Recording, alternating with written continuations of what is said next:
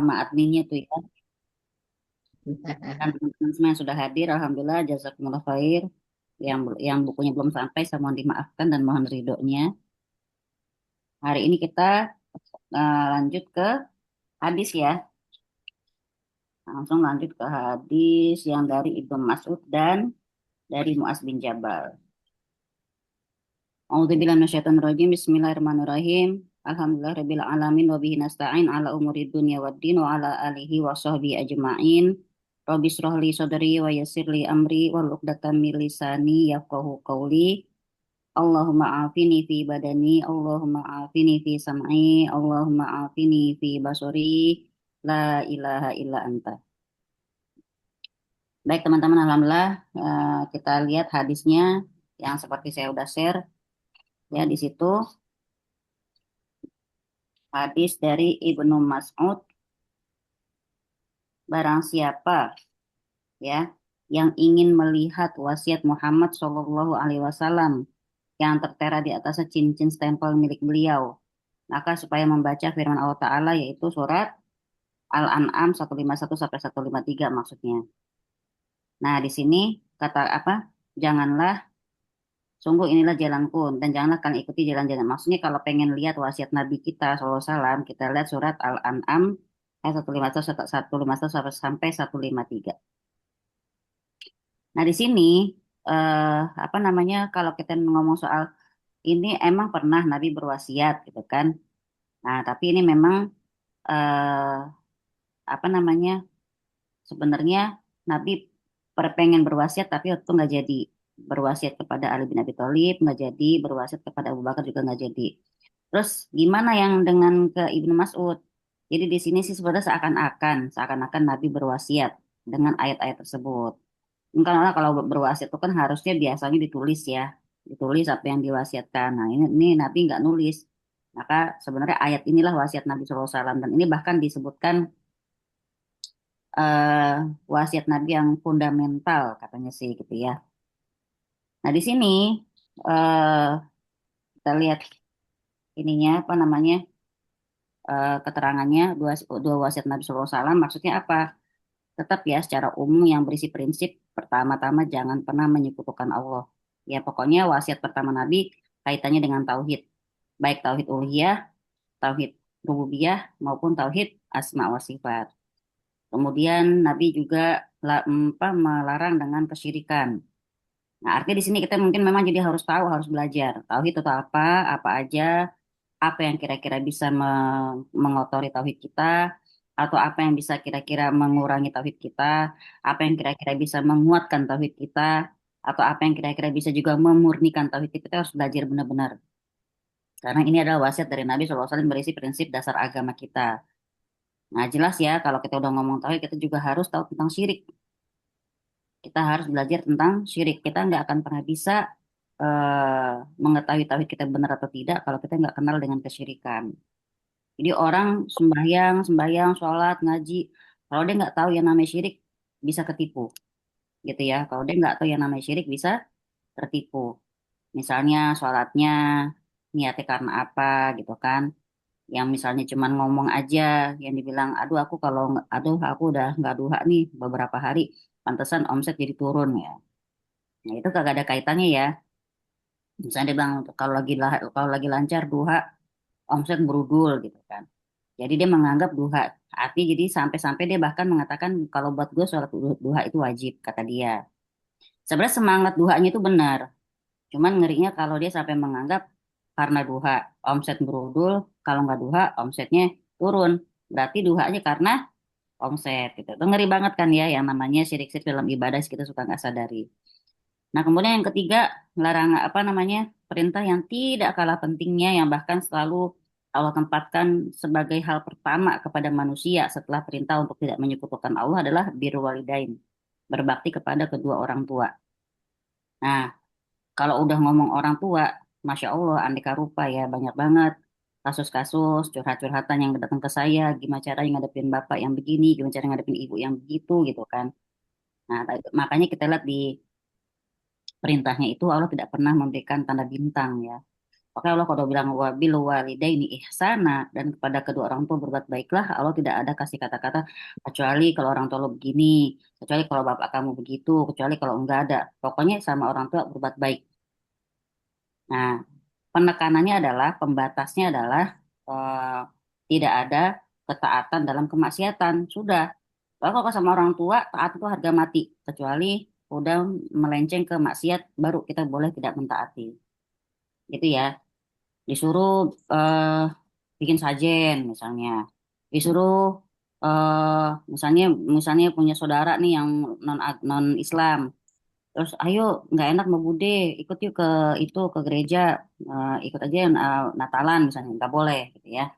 Jadi sama orang tua wajib kita berbuat baik, wajib kita berbakti, mau gimana pun bapak kita, mau gimana pun ibu kita, kecuali dalam kemaksiatan kita wajib memberikan batasan. Nah, apalagi prinsip dasar agama yaitu akhlak. Nah, akhlaknya yang kadang-kadang suka dilupakan oleh banyak orang. Udah ngaji kemana-mana, udah merasa pinter, udah banyak belajarnya ke ustadz ini, ustadz itu, ya guru ini, guru itu, kiai ini, kiai itu. Kadang-kadang ya namanya, dan terutama kepada perempuan ya ini saya sendiri gitu loh. Kalau kata saya ingat pesan seorang ustadz, perempuan itu nggak ada ilmu, kacau perasaannya. Tapi kalau ada ilmu, kadang-kadang bisa sombong juga gitu. Perempuan tuh serba salah ya. Emang perempuan tuh dominan perasaan, maka musuhnya perasaannya sendiri. Dia nggak pinter, dia diperkenalkan sama perasaannya. Dia ya kan, dia nggak bergaul, jadi keras kepala, nggak bisa dibilangin. Nah, ada ilmu pun kadang bisa keras juga, karena apa? Karena merasa lebih tahu, karena merasa udah pinter. Makanya perempuan tuh jaga-jaga banget, niatnya banget untuk ilmu. Apa niat kita yang paling pertama? Satu, ikhlas karena Allah. Kedua, memberantas kebodohan diri sendiri. Itu aja. Dua itu aja. Perkara entar Allah bawa kita kemana, entah kita misalnya dikasih, apa namanya, Allah tuntun kita untuk bermanfaat buat orang lain, itu Masya Allah, itu bonus ya. Tapi yang jelas niat kita pertama adalah ikhlas karena Allah. Kedua, biar kita nggak bodoh. Itu aja. Nah, wasiat Nabi yang kedua adalah tentang sunnah. Nah, kalau ngomong soal sunnah, maka kita pelajarin apa aja sunnah-sunnah Nabi, sunnah-sunnah harian, ya, dari mulai bangun tidur sampai mau tidur lagi, itu banyak banget. Sunnah Nabi itu dari mulai yang namanya melek mata, bangun doa bangun tidur, ya, ke kamar mandi, keluar kamar mandi, doa ngaca, doa pakai baju, gitu kan. Ketika mau tidur, doa tidur, bangun tengah malam, ada lagi tata caranya. Tuh kalau semua kita pelajari, insya Allah, masya Allah enak bener. Jadi benar kalau dibilang setiap detiknya adalah doa. Kalau yang namanya umat Islam itu, masya Allah. Ya kita dari bangun tidur sampai mau tidur lagi itu penuh dengan doa sebenarnya. Nah kemudian ada wasiat-wasiat khusus Nabi kepada para sahabat tertentu seperti Abu Hurairah. Kalau kepada Abu Hurairah gimana wasiatnya Nabi? Yaitu tadi ya puasa sunnah, sholat duha dan witir. Kalau yang apa namanya 10 ini nih, ini yang dibilang ini sebenarnya wasiat Nabi kepada Ibnu Mas'ud. Maka ini dibilang wasiat Nabi paling fundamental yang yang 9 ini, yaitu pertama tentang tauhid, yang kedua birrul walidain, yang ketiga larangan. Jadi pokoknya intisari dari surat Al-An'am 151 sampai 153. Gitu ya. Sekarang kita ke dalil yang kedua. Kita ke slide yang kedua. Slide yang kedua. Ibu Winda, slide yang kedua.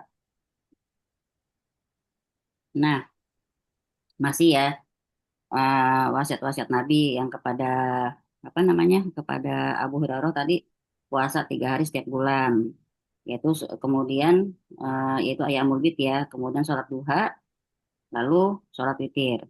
Nah intinya dari sekian wasiat-wasiat Nabi, intinya sih ini nih, keutamaan sholat malam. Jadi kalau yakin bisa bangun malam, ya itu sholat malam. Kalau misalnya nggak yakin bisa bangun malam, usahakan sebelum tidur itu sholat sunnah witir dulu, ya. Kalau misalnya yakin bisa bangun malam, witirnya gimana? Kalau pengen witir yang terus setelah tahajud gimana? Nggak apa-apa banget, lebih utama. Bahkan katanya kan, witir di akhir malam lebih utama daripada witir sebelum tidur. Tapi kalau emang nggak yakin bisa bangun malam, mungkin karena lagi capek banget gitu kan, bisa aja dia melakukan witir sebelum tidur. Nah, yang kedua pentingnya takwa. Ya, takwa itu kepada Allah adalah wasiat para nabi dari dulu dan sampai akhir, sampai Nabi kita SAW. Itu kunci segala kebaikan. Takwa itu apa? Takwa itu, kalau kita boleh sebutkan, seseorang bertanya kepada Umar bin Khattab, takwa itu apa? Maka Umar mengatakan kepada orang itu, kalau kamu lihat jalanan yang penuh duri, di sepanjang jalan itu banyak duri-durinya, kamu cara jalannya gimana? Maka orang itu bilang, iya hati-hati. Nah, itulah takwa. Jadi takwa itu kalau dalam kehidupan kita, kita hati-hati dalam setiap tindakan kita. Nah, kalau boleh dicatat, takwa itu ada tiga jalur, tiga prinsip takwa. Kalau yang udah tahu, alhamdulillah. Yang belum tahu, silakan dicatat. Tiga prinsip takwa. Yang pertama apa? Berhati-hati, jangan sampai merugikan diri sendiri. Satu, takwa itu berhati-hati, jangan sampai merugikan diri sendiri.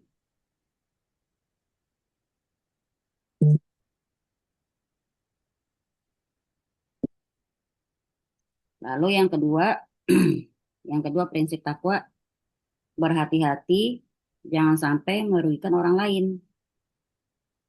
Yang kedua, berhati-hati, jangan sampai merugikan orang lain.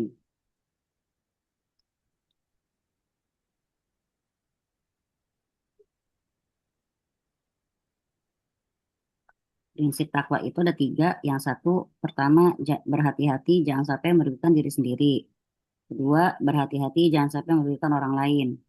Yang ketiga, berhati-hati, jangan sampai Allah murka. Ya, yang ketiga, berhati-hati, jangan sampai Allah murka. Kalau ada pertanyaan, kok Allahnya terakhir? Ada nggak yang nanya gitu? Ibu mau nanya nggak, Bu? Kok Allahnya terakhir? Kok diri sendiri duluan? Ah, Ada yang penasaran nggak? Ya, karena yang paling penting kan jaga diri sendiri dulu. Kan, kan syariat dari Allah Ta'ala itu kan untuk diri kita. Jadi yang pertama itulah angfusakum, jagalah dirimu, wa ahlikum, dan keluargamu. Jadi kita gimana jaga keluarga, apalagi mau jaga orang lain. Kalau diri kita sendiri kita nggak bisa jaga. Maka takwa itu pertama, hati-hati dengan diri sendiri. Dengan apa? Dengan ibadah kita, ya, dengan dosa-dosa kita, dengan setiap tingkah laku kita, sikap kita, perkataan kita, perbuatan kita, itu namanya berhati-hati kepada diri sendiri, jangan sampai merugikan diri kita sendiri. Karena apa? Karena yang namanya syirik itu kan Rasulullah SAW mengatakan itu kezoliman. Maka sahabat bertanya, siapa yang gak zolim sama diri sendiri ya Rasulullah? Gitu kan. Maka Rasulullah SAW menjawab, bukan zolim yang seperti itu yang kau maksudkan, tapi zolim yang seperti disebutkan dalam surat Luqman, yaitu apa? Kesyirikan. Kalau kita melakukan kesyirikan, itu kan amalan hati ya, juga ada dari hati juga ke perbuatan. Tentang keyakinan, tentang apapun. Nah, kan di diri sendiri. Maka pertama jangan sampai kita merugikan diri sendiri. Gara-gara kita punya pikiran yang enggak, rugi diri kita. Gara-gara kita percaya atau coba-coba, rugi diri kita. Nah, yang kedua, jangan sampai kita ngerugiin orang lain. Orang mukmin itu bukan yang cuma menjaga dirinya biar nggak dosa. Tapi gimana orang mukmin itu? Dia juga menjaga orang lain jangan sampai dosa gara-gara dia. Itu orang beriman seperti itu. Jadi jangan cuma mikirin diri sendiri biar nggak dosa. Nggak peduli sama orang lain. Dia kemarin lihat aku sama suamiku. Eh, tahu ini kan tahunya aku belum nikah, padahal aku udah nikah. Nah, pasti dipikirnya macam-macam tuh. Udah gitu, aku malam-malam lagi jalannya. Ah, bodo amat dia mikir, serta dia mau mikir apa. Yang penting Allah tahu. Nah, nggak boleh kayak gitu. Kita nggak boleh membiarkan orang dengan asumsi mereka yang macam-macam.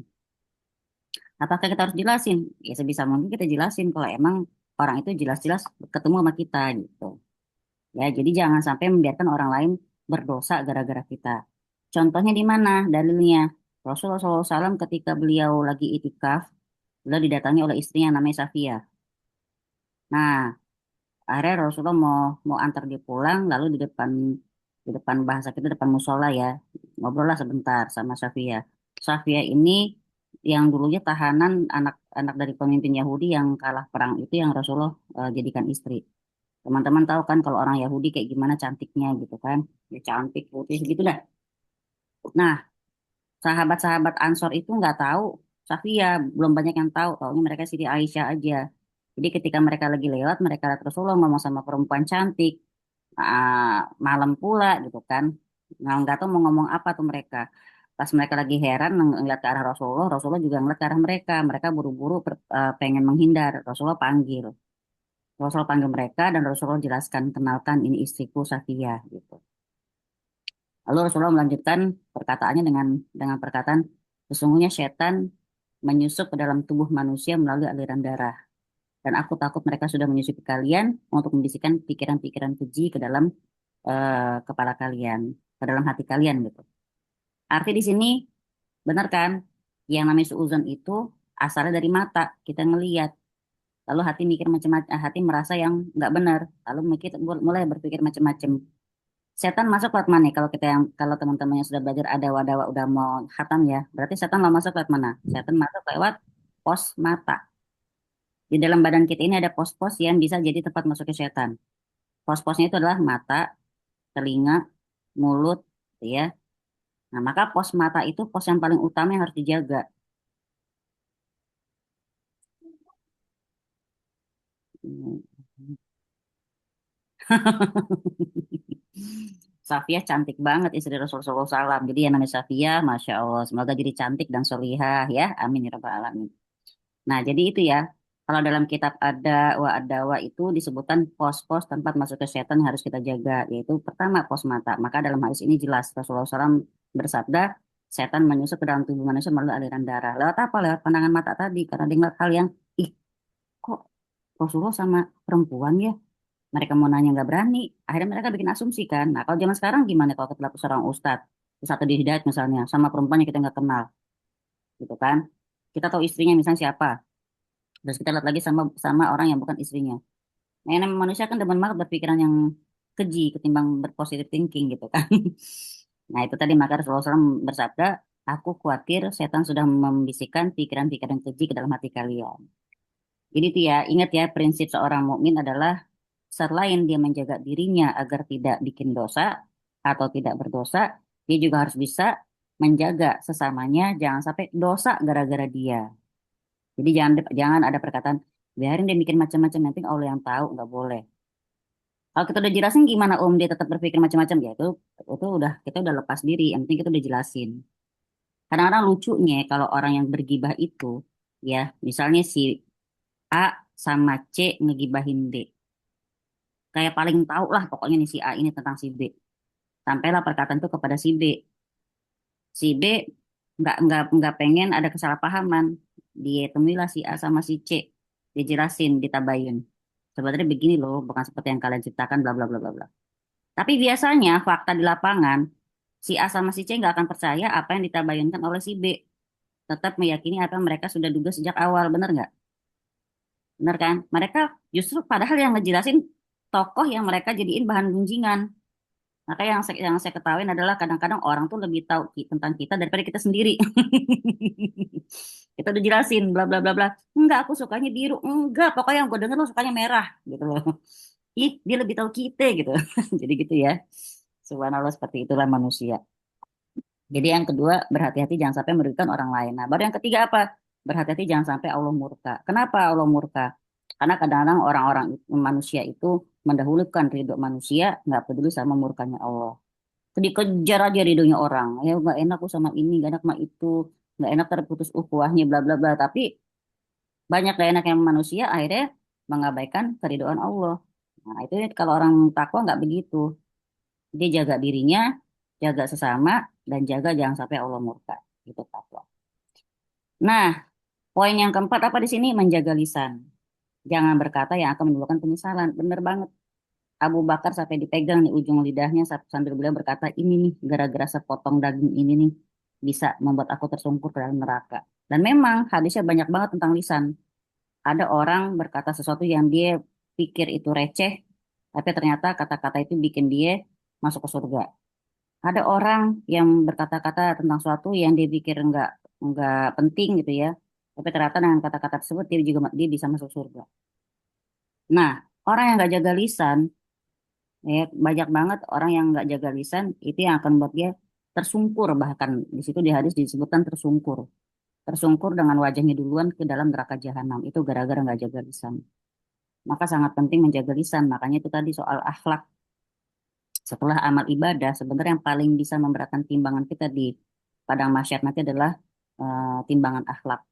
Maka jangan pernah lupa tetap perbagus akhlaknya. Semakin tinggi ilmu kita, maka semakin diperindah akhlaknya. Artinya di sini menyambut teman kita yang mungkin hijrah sudah lama atau yang baru hijrah atau yang belum hijrah sekalipun, jangan sampai kita memalingkan wajah kita. La tusoir qaddaka linnas kata Allah Ta'ala dalam surat Luqman. Lewat pesannya Luqman kepada anaknya. Iya bunaya la tusoir qaddaka linnas, jangan palingkan wajahmu atau jangan palingkan pipimu dari manusia. Karena apa? Karena sombong maksudnya. Gitu. Kalau bahasa kita pasti melengos ya gitu. Jangan palingkan pipimu dari manusia. Wala tu'sir pada kalinas wala tamshi fil ardi maroha, dan jangan juga jalan di muka bumi dengan penuh kesombongan. Orang kalau udah namanya sombong, yaitu tadi dagu keangkat, muka dimelengosin, kaki juga beda caranya melangkahnya. Nah, itu sampai loh di Quran pun disebutin, jangan sampai palingkan wajahmu dari manusia karena kesombongan. Iya, jadi jangan kepedean dengan amal ibadah, amal sendiri, sedangkan akhlak nggak kita jaga. Karena akhlak itu juga bisa memberatkan timbangan. Nah, yang terakhir, tiga wasiat agung gimana? Adalah wasiat yang sangat membekas tentang sholat, tentang lisan, dan tidak mengharapkan milik orang lain. Tidak mengharapkan milik orang lain, zaman sekarang bukan cuma mengharap, ngambil, nyolong, nyolong punya orang lain. Ya, tertantang malahan. Udah ada yang milikin, mereka tertantang untuk ngambil milik orang lain. Padahal Nabi sangat-sangat melarang ya. Ngarepin aja jangan, apalagi ngambil. Ya, nauzubillah ya. Baik, kita ke slide selanjutnya.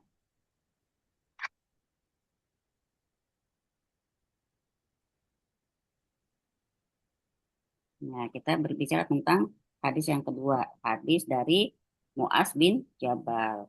Muaz bin Jabal radhiyallahu anhu berkata, aku pernah diboncengkan Nabi Shallallahu Alaihi Wasallam di atas keledai. Kita bayangkan ya, jadi Muaz ini diboncengin sama Nabi di atas keledai. Lalu beliau berkata kepadaku, wahai Muaz, kata Nabi Shallallahu Alaihi Wasallam, wahai Muaz, tahukah kamu apa hak Allah yang harus dipenuhi oleh hamba-hambanya kata gitu. Terus uh, dan apa hak hamba-hamba yang pasti dipenuhi oleh Allah Ta'ala. Aku menjawab, kata si Muaz, aku menjawab Allah dan Rasulnya yang lebih tahu. Kalau bahasa kita Allahu a'lam. Lalu beliau bersabda, hak Allah yang harus dipenuhi oleh hamba-hambanya adalah hendaknya mereka beribadah kepadanya dan tidak menyekutukannya dengan sesuatu pun. Dua ya, teman-teman catat. Hak Allah kepada hambanya ada dua. Satu, diibadahi dalam kurung tauhid. Ya, diibadahi dalam kurung tauhid. Kedua, tidak disekutukan dengan apapun, dengan sesuatu pun. Ya, satu, diibadahi dalam kurung tauhid. Kedua, tidak disekutukan dengan apapun. Hak Allah kepada hamba. Sedangkan hak hamba kepada Allah gimana? Hak hamba yang pasti akan dipenuhi oleh Allah Ta'ala, itu pasti tuh, itu Nabi yang ngomong, adalah bahwa Allah tidak akan menyiksa orang-orang yang tidak menyekutukannya dengan sesuatu pun.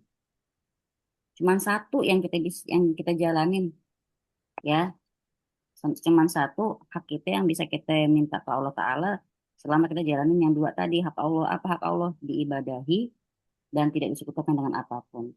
Kalau dua-duanya kita jalanin, maka kita punya hak yang bisa kita tuntut kepada Allah Ta'ala nanti. Aku nggak menyekutukan engkau dengan apapun ya Rob. Aku nggak pernah, aku beribadah hanya kepadamu. Iya karena berdua, iya karena stain. Maka jangan siksa aku. Nah, kalau kita pede tuh bisa ngomong gitu ke Allah Ta'ala. Nah, saking bagusnya pesan Rasulullah SAW ini, maka Muaz bertanya, ya Rasulullah, aku boleh nggak sampein berita gembira ini kepada orang-orang? Maka Nabi menjawab, jangan engkau lakukan itu, karena khawatir mereka nanti bersikap pasrah. Maksud pasrah gimana? Oh, yang penting kita udah dah, yang penting kita ibadah sama Allah saja, nggak kita sekutukan, nggak buat syirik, udah selesai itu aja deh kepentingan kita. Artinya kita mencukupkan dengan itu saja. Jadi kita nggak melakukan hal yang lain apa, misalnya puasa, bayar zakat, bersedekah, bantu orang, amar ma'ruf nahi mungkar nggak ada. Yang penting gue pokoknya menjalankan hak Allah udah. Nah, kalau itu disebarin dari dulu itu, khawatirnya mereka bersikap pasrah apa adanya dengan amal mereka saat itu. Itu sih ya. Nah, sekarang saya jelasin dulu tentang Mu'az bin Jabal radhiyallahu anhu. Semoga Allah meridhoi dia. Nama sebenarnya Mu'az siapa sebenarnya? Mu'az bin Jabal bin Amr al-Hasraj al-Ansori. Ya, dia kenalan sama sahabat-sahabat nih. Jadi kita kalau membahas tentang sahabat, kita kalau bisa biografinya kita sebutin. Siapa Mu'az bin Jabal? Mu'az bin Jabal adalah Mu'az bin Jabal bin Amr al-Khazraj al-Ansori. Berarti dia dari golongan Ansor. Ya, berarti dia dari golongan Ansor. Kalau dibilang al-Ansori, berarti dia golongan Ansor. Golongan yang menerima. Berarti dia orang Madinah yang menerima kedatangan Nabi saat Nabi hijrah dulu itu. Datangkan kaum muhajirin, kaum Ansor menerima. Nah, ini ternyata Mu'az bin Jabal juga termasuk di kalangan Ansor. Dia termasuk apa? Dia termasuk ulamanya para sahabat. Di kalangan sahabat di ulamanya yang berilmu, ya. Dia termasuk ulamanya para sahabat. Maka Nabi SAW pernah memerintahkan kepada beliau, pada Mu'az bin Jabal untuk ngajarin, ya, untuk ngajarin penduduk Mekah tentang agama Islam. Jadi disuruh Mu'az mengajarkan tentang ilmu agama Islam kepada penduduk Mekah waktu musim Fathu Mekah. Fathu Mekah itu ketika Mekah dibuka ya terang-terangan sebagai kawasan ibadah. Fathul Mekah. Udah dikirim dia ke Mekah buat ngajarin penduduk Mekah tentang agama, baru kemudian setelah lama dia ngajarin di situ, kemudian Rasulullah kirim juga dia ke Yaman. Ya, baru Rasulullah kirim dia ke Yaman. Buat apa? Buat jadi dai sekaligus hakim di Yaman. Ya, jadi setelah lama Mu'az bin Jabal mengajar di Mekah, menjadi guru agama di Mekah, ulamanya Mekah. Lalu beliau utus Mu'az ke Yaman untuk menjadi kodi atau hakim sekaligus menjadi dai di sana. Maka sampai beliau meninggal di Syam. Itu beliau sudah ngajarin penduduk Mekah bertahun-tahun, dikirim ke Yaman buat jadi dai juga jadi hakim. Tahu nggak beliau meninggal umur berapa? Coba tebak. Kita tebak Bu, Mbak Ninis. Tebak. Meninggalnya umur berapa ya Muas? Tebak ya Ustazah. Tebak. 45. Enggak Lima tahu. lima. Kan nebak. Tiga puluh 45. 45. Winda, tebak Hmm. Win. 30 pernah dengar waktu itu Mas. 30-an ya, iya benar ya. Jadi dia meninggal umur 38. Masya Nah, Allah. keren ya. Sudah jadi kodi, sudah jadi dai, ya sudah bertonton juga menjadi ulama di Mekah. Ya, 38. Ya. Maka di antara keutamaan Mu'az bin Jabal, pernah Rasulullah sebutkan dalam sebuah hadis, kata Rasulullah SAW, Mu'az dibangkitkan nanti di hari kiamat di depan para ulama satu langkah. Ya. Insya Allah. Jadi ulama paling alim sekalipun, pokoknya ntar Mu'az satu langkah di depan mereka. Masya Allah, tabarakallah. Ya Allah, paling nggak kalau kita belum bisa mimpiin Nabi, kita mimpi kayak ketemu para sahabat ya. Tidak benar. Mimpiin Jadi banget. interviewnya mimpi dah gitu ya. Iya, ada tuh kadang berpikir kapan mimpiin Umar, mimpiin Abu Bakar gitu kan. Uh, Insya Allah. Ya, jadi sih sekarang kita lanjutkan tentang hak Allah. Ya, maksudnya hak Allah itu gimana sih? Hak Allah atas hambanya itu adalah segala sesuatu yang Allah wajibkan atas mereka yang harus dikerjakan. Ya, hak Allah atas hamba itu maksudnya segala sesuatu yang Allah wajibkan atas mereka. Siapa mereka? Hambanya. Yang harus. Jadi bukan sekedar terserah ya kalau mau dikerjain silahkan gak ya udah bukan. Tapi yang harus wajib kudu mereka kerjakan.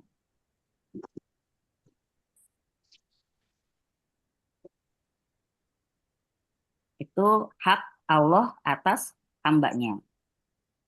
Jadi kalau kita ngomong soal hak Allah, maka kita sebut ini ntar. Maka ini ya, kalau kita nyebut hak Allah, maka kita sebutkan tentang kewajiban-kewajiban yang sudah Allah wajibkan atas mereka, ada atas kita, yang memang harus kita kerjakan. Jadi nggak ada excuse, nggak ada alasan, nggak ada apapun untuk nggak tahu, nggak bisa. Nah, sedangkan yang kerennya nih, kalau kita mau, kan teman-teman catat, sedangkan hak hamba atas Allah gimana penyebutannya? Kalau menurut Syekh Saleh Al Fauzan rahimahullah, kata beliau gini, ini adalah hak hamba ya, hak hamba atas Allah. Kalau tadi kan hak Allah atas hambanya, sekarang hak hamba atas Allah. Hak hamba atas Allah gimana? Apa yang Allah wajibkan atas dirinya, ya, apa yang Allah wajibkan atas dirinya sendiri sebagai bentuk keutamaan darinya dan ihsan. Apa yang Allah wajibkan atas dirinya sendiri sebagai bentuk keutamaan dan keutamaan darinya dan ihsan. Itu hak hamba atas Allah. Apa yang Allah utamakan atas diri sendiri? Kan Allah wajibkan atas dirinya keridoan, ya kan? Dalam hadis disebutkan sesungguhnya ridhoku mendahului murkaku. Allah Ta'ala gitu, menulis dalam bukunya di Lauhul Mahfuz. Jadi ketika Allah sudah selesai menuliskan menggoreskan takdir setiap hamba. you.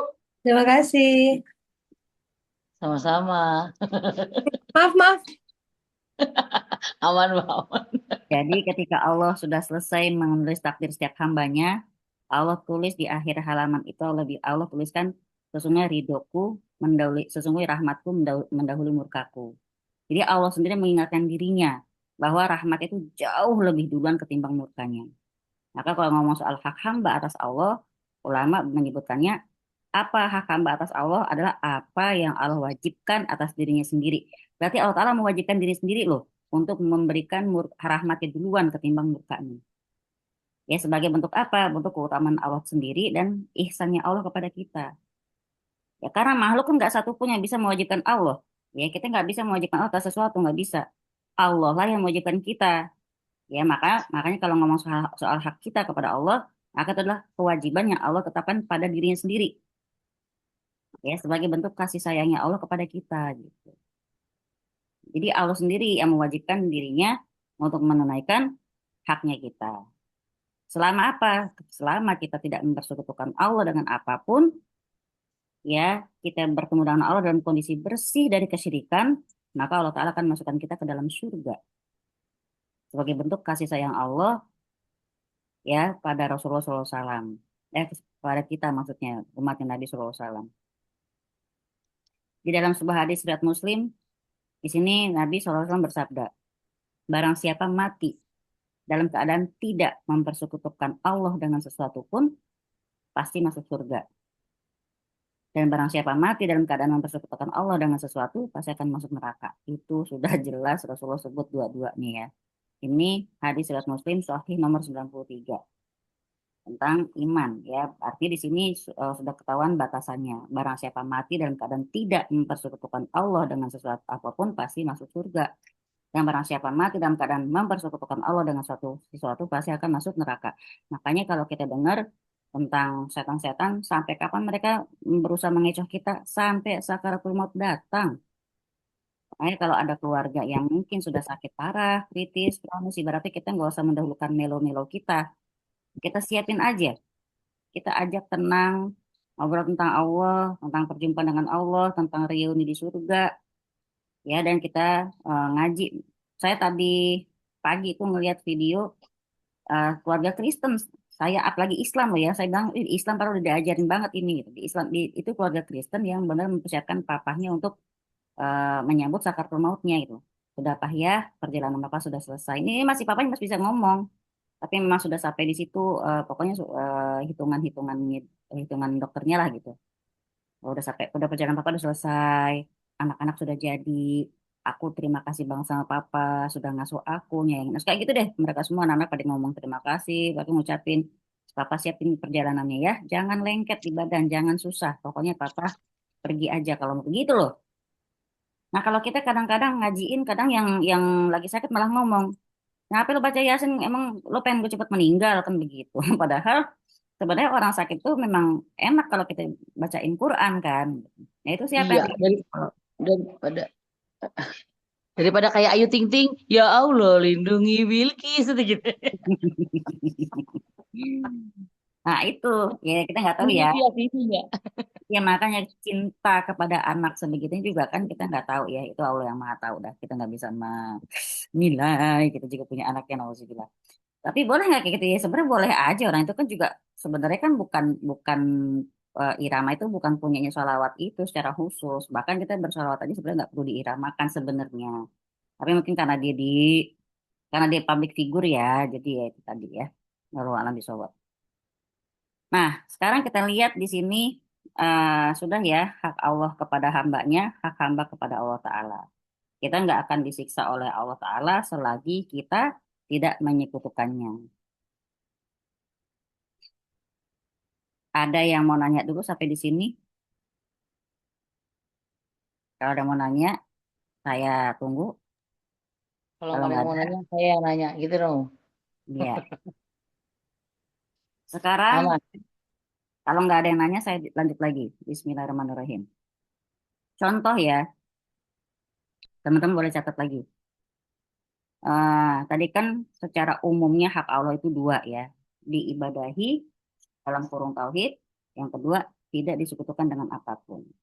Nah, sekarang kalau kita mau ngomong lagi bentuk dari menjaga hak Allah itu saya kasih contoh 5. Bentuk dari menjaga hak Allah seperti ya, bentuk dari menjaga hak Allah seperti apa? Satu, sudah jelas menjalankan sholat. Ya, kan kalau kita perhatikan rukun Islam kan setelah syahadat adalah sholat.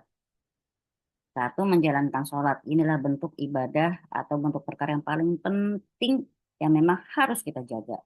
Maka bisa di dalam pengerjaannya Allah kasih banyak keringanan sebenarnya.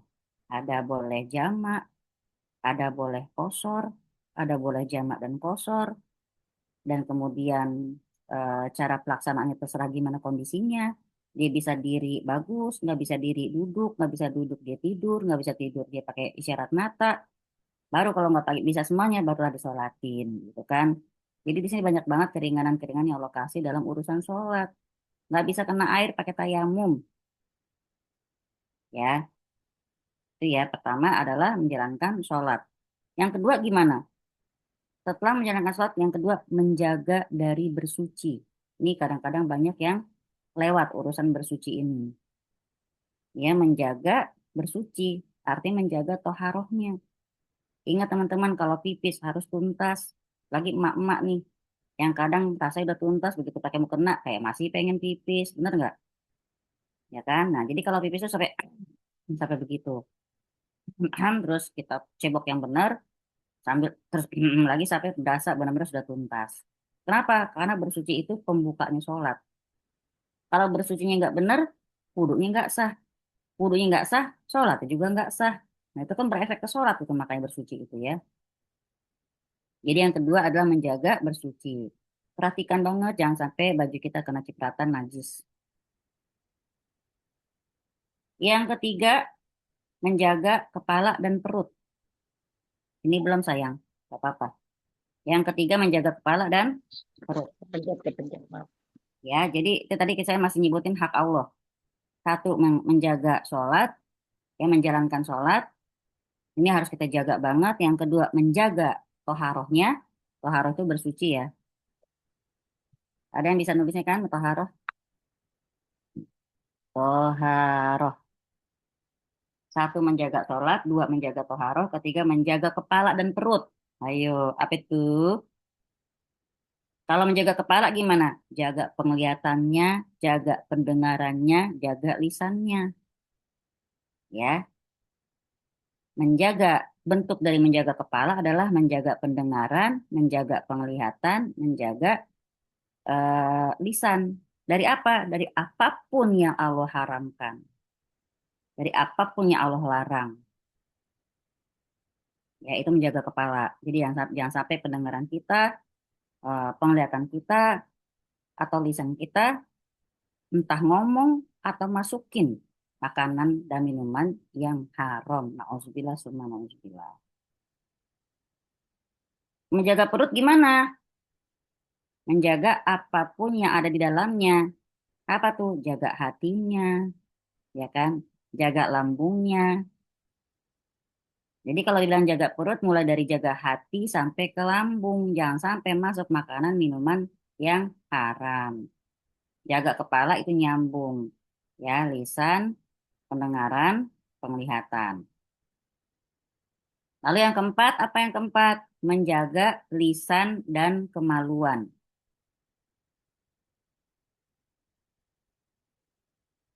Saya pernah baca hadisnya gini deh kalau nggak salah. Kita tuh seharusnya hati-hati dalam menjaga yang dua. Satu yang ada di antara hmm, apa sih namanya tempat kumis dan dagu, maksudnya bibir gitu ya, lisan kita, dan satu yang di antara dua selangkangan kalau nggak salah. Saya lupa. Pokoknya gitu deh. Jadi artinya di sini betapa penting menjaga lisan kita dan menjaga kemaluan kita. Itu yang keempat. Yang kelima gimana dalam bentuk menjaga hak Allah? Yang kelima, belajar ilmu agama. Biar apa? Biar tahu toharoh gimana, sholat yang benar gimana, jaga lisan gimana, jaga mata, jaga pendengaran, gitu. Kalau kita nggak belajar, kita nggak tahu, ya kan? Maka yang kelima, belajar ilmu agama. Supaya apa? Bisa menjalankan ibadah dan muamalah dengan baik. Supaya bisa beribadah dan bermuamalah dengan baik. Itu hak Allah. Bentuk dari menjaga hak Allah adalah satu, menjaga sholat, dua, menjaga bersuci, tiga, menjaga kepala dan perut, empat, menjaga lisan dan kemaluan, lima, belajar ilmu agama supaya bisa menjalankan ibadah dan muamalah. Itu lima ya. Sekarang hak makhluk dari Allah gimana? Ada lima juga. Hak makhluk yang pasti akan dikasih oleh Allah Ta'ala. Ya, itu sebagai balasan dari menjaga hak Allah maksudnya. Balasan dari menjaga hak Allah, maka kita akan dapat penjagaan dari Allah. Ini belum nomor satunya ya, belum ya. Jadi ini saya kasih judulnya, jadi balasan dari menjaga hak Allah adalah Allah akan kita akan dapat penjagaan dari Allah Ta'ala. Nah, di antara bentuknya itu ada lima. Ya. Di antara bentuk penjagaan dari Allah Ta'ala untuk kita adalah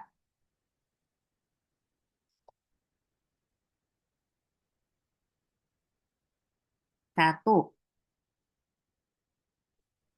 Allah akan menjaga urusan dunia kita. Ini udah kalau teman-teman gak usah nanya lagi kok akhirat nggak disebut lah. Ini kan dalam rangka kita udah jaga akhirat kita, ya kan? Jadi kalau kita udah jaga hak Allah, maka eh, balasan dari Allah Ta'ala ke kita karena kita udah jaga hak Allah adalah satu, Allah akan jaga urusan dunia kita. Contohnya apa? Dijagain harta kita, dijagain badan kita, dijagain keluarga kita, anak-anak kita tuh dijagain sama Allah Ta'ala. Itu udah janji Allah sendiri itu. Kan dibilang in tansurullaha yansurkum. Tolonglah agama Allah, maka Allah akan tolong kalian. Nih, Allah tuh apa Nabi SAW bersabda seperti itu. Gimana cara nolong agama Allah? Itu tadi dengan melaksanakan perintah Allah dan menjauhi larangannya. Nah, Allah juga udah janji lewat lisan Nabi SAW bahwa kalau kita udah tolong Allah, maka Allah akan tolong kita. Diapain? Dia ditolong hidup kita. Wa yusabbit aqdamakum dan dikokohkan pijakan kita. Arti kita di bumi ini jadi orang yang mantep. Kan orang kalau nggak punya harta, kekurangan tuh kita kadang-kadang kan nggak pede kan ngadepin orang, nggak pede ngadepin kehidupan. Tapi kalau udah dikatakan wa yusabbit aqdamakum dan diterapkan pijakanmu, insya Allah kita jadi orang yang mantep ajak gitu. Modal kita lengkap, lahir batin dunia akhirat, makanya ajak. Jadi di sini kalau kita ngejaga hak Allah, maka penjagaan Allah pun akan kita terima. Satu, Allah akan jaga urusan dunia kita. Seperti dijaga badan kita, dijaga harta kita, keluarga kita, anak-anak kita. Yang kedua gimana? Yang kedua, kalau kita jaga hak Allah ketika kita muda dan kuat, ini keren nih. Jadi ketika seorang hamba menjaga hak Allah pada waktu dia muda dan kuat, ketika si hamba menjaga hak Allah pada saat dia muda dan kuat, maka Allah akan jaga dia di waktu dia tua dan lemah. Masya Allah ya. Maka Allah akan jaga dia ketika dia tua dan lemah. Saya ingat kisah, pernah saya ceritakan juga di kelas Tauhid, ulama yang berumur 100 tahun lebih, masih lincah gitu kan. Pergi satu hari sama murid-muridnya. Tapi di satu tempat harus nyebrang sungai. Nah, murid-muridnya sungainya nggak terlalu lebar juga, jadi ada yang bisa loncat gitu kan. Nah, karena menghormati ulamanya, gurunya yang udah tua ini, mereka kasih papan buat nyebrang. Tapi gurunya bilang, aku bisa kok kayak kalian loncat. Beberapa ada yang seakan-akan kayak, aduh gimana sih udah tua juga takutnya terjatuh gitu kan. Bukan meremehkan, tapi ya gitulah, khawatir. Ternyata bahkan loncatan beliau lebih mantap, lebih jauh gitu ya, lincah. Maka murid-muridnya heran. Kok bisa gitu kan? Masya Allah tenagamu ini banget, guru ya Syekh gitu. Pak jawaban beliau adalah apa? Karena aku eh, apa namanya selalu menjaga ketaatanku kepada Allah di waktu muda. Maka Allah berikan aku kekuatan di waktu tua. Masya Allah ya. Nah, kadang kita juga jadi juga suka ngatur diri sendiri. Jangan-jangan gue sekarang nih sakit-sakitan, mungkin waktu muda gue banyak maksiat ini, kayak gitu kan. Bukan jangan-jangan, emang bener masa-masa kita jahiliyah ya. Nah, jadi di sini tadi ya, itu baru nomor dua ya. Ketika dia menjaga hak Allah pada waktu muda dan sehat dan kuat, maka Allah akan jaga dia ketika dia waktu tua dan lemah. Yang ketiga gimana? Allah akan jaga anak keturunannya. Masya Allah, Masya Allah. Allah akan jaga anak keturunannya. Gimana teman-teman kalau kita baru mulai sekarang hijrahnya? Tidak ada kata telat buat Allah. Ya, nggak ada kata telat. Pokoknya sukses seorang mukmin itu ngukurnya itu di akhir hayatnya, bukan sekarang. Nggak bisa kita saling berbangga-bangga sekarang. Ih, si Mawar mah dia udah berapa tahun ngaji mulu. Dia udah jadi bahasanya udah di kajiannya si Ustadz ini ada mulu, udah jadi panitianya segala macam gitu kan. Terus sementara gue baru mulai, belum ada setahun gue hijrah gitu kan. Nggak usah insecure. Yang penting kita istiqomah aja. Kenapa? Karena baik buruknya kita dinilai itu ntar justru di penghabisan. Ya makanya semoga Allah Ta'ala tetapkan iman kita ya. Semoga Allah tetapkan hati kita di atas jalannya. Amin ya Rabbal Alamin. Yang ketiga tadi keturunan akan dijaga. Yang keempat gimana? Yang keempat dia akan dijaga dari segala gangguan jahat. Yang keempat si hamba akan dijaga dari segala gangguan jahat.